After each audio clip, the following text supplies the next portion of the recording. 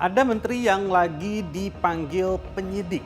Kali ini Menko Perekonomian Airlangga Hartarto diperiksa sebagai saksi di Kejaksaan Agung terkait perkara korupsi pemberian fasilitas izin ekspor minyak sawit mentah dan turunannya.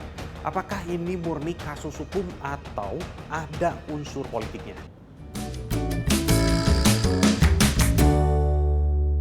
Menko Perekonomian Airlangga Hartarto diperiksa selama 12 jam sebagai saksi kasus dugaan korupsi pemberian fasilitas ekspor minyak sawit mentah yang menjadi bahan baku minyak goreng. Usai diperiksa, Airlangga Hartarto langsung memberikan keterangan kepada wartawan. Tidak banyak hasil pemeriksaan yang disampaikan. Dalam kasus ini, negara mengalami kerugian 6,47 triliun rupiah. Saya hari ini hadir untuk menjawab pertanyaan-pertanyaan yang tadi disampaikan dan saya telah menjawab 46 pertanyaan dan mudah-mudahan jawaban sudah dijawab dengan sebaik-baiknya. Lalu apa keterangan yang digali jaksa dari Menko Perekonomian Airlangga Hartarto terkait kasus ini? Berikut keterangan dari kejaksaan. Tentu kami harus mengetahui tentang tindakan-tindakan yang diambil, keputusan-keputusan, baik itu di dalam rapat dan sebagainya, upaya-upaya untuk mencegah, untuk mengatasi kelangkaan minyak goreng. Ya, tapi kita tahu sendiri bahwa di dalam persidangan perkara yang terdahulu ternyata terbukti bahwa langkah-langkah yang diambil pada saat itu telah merugikan keuangan negara. Ya, penyidik masih memastikan dulu apa dan bagaimana pengambilan keputusan yang dilakukan saat mengambil kebijakan mengatasi kelangkaan minyak goreng yang di perkara sebelumnya terbukti ada penyelewengan. Jadi, memang ada kasusnya ya. Masih dalam pemeriksaan, dalam sebulan terakhir, memang ada 2 menteri di Kabinet Indonesia Maju yang dipanggil Kejaksaan Agung. Ini belum termasuk yang kasusnya sudah masuk ke meja hijau. Ada mantan Menteri Komunikasi dan Informatika Johnny G. Plate. Di hari Selasa 25 Juli 2023, kasus Johnny G. Plate bahkan sudah memasuki sidang dengan agenda mendengarkan keterangan saksi. Menurut jaksa, diduga Johnny G. Plate terlibat dalam kasus dugaan korupsi proyek penyediaan menara BTS 4G Kominfo. Johnny G. Plate diduga telah menerima 17,8 miliar rupiah dari total kerugian negara yang mencapai 8 triliun rupiah.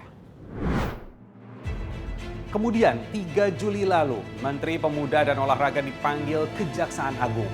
Dia diperiksa sebagai saksi dalam kasus yang sama dengan mantan Menkominfo Johnny G. Plate terkait kasus proyek penyediaan menara BTS 4G.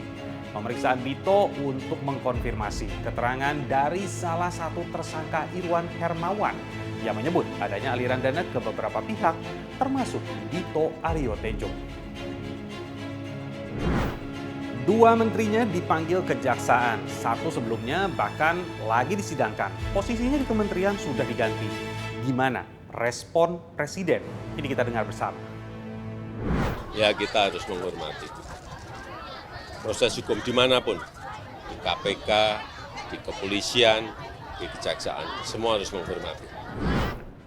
Nah, sekarang saya tanya sama pengamat, apakah kasus-kasus yang menjerat menteri-menteri di Kabinet Presiden Jokowi dalam waktu cukup dekat ini ada unsur politiknya? Atau memang karena ini murni adalah kasus hukum?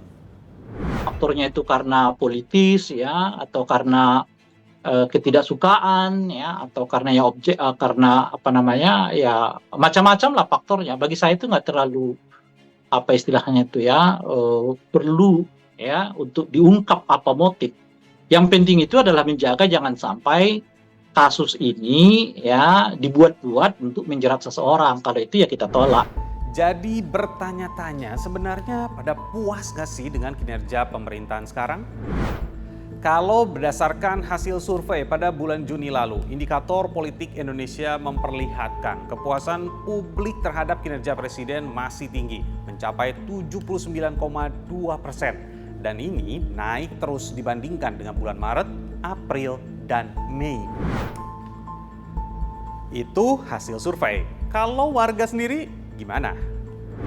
Cukup puas, tapi untuk dari kasus korupsi ini saya harap nggak terjadi lagi di kemudian hari, karena memang nggak semuanya menteri kan yang korupsi ini. Ada beberapa yang ini juga masih dugaan, tapi dengan ada pemanggilan ini kan ada dugaan mereka melakukan suatu tindakan yang melanggar aturan negara. Sampai sekelas menteri ini bisa dibilang ya agak kurang puas ya, karena anggaran yang sudah dilimpahkan ke kementerian, sudah ada rencana-rencananya sebenarnya, tetapi tidak digunakan dengan maksimal, digunakan untuk keperluan untuk memperkaya diri sendiri. Masalah hukumnya sejauh ini kurang puas ya, karena banyak menteri yang terlibat dengan kasus korupsi. Itu sih harus ditingkatkan lagi gitu. Asas praduga tak bersalah harus kita kedepankan. Kita tunggu saja penegak hukum menegakkan keadilan. Saya Nabila Biasa, sampai jumpa.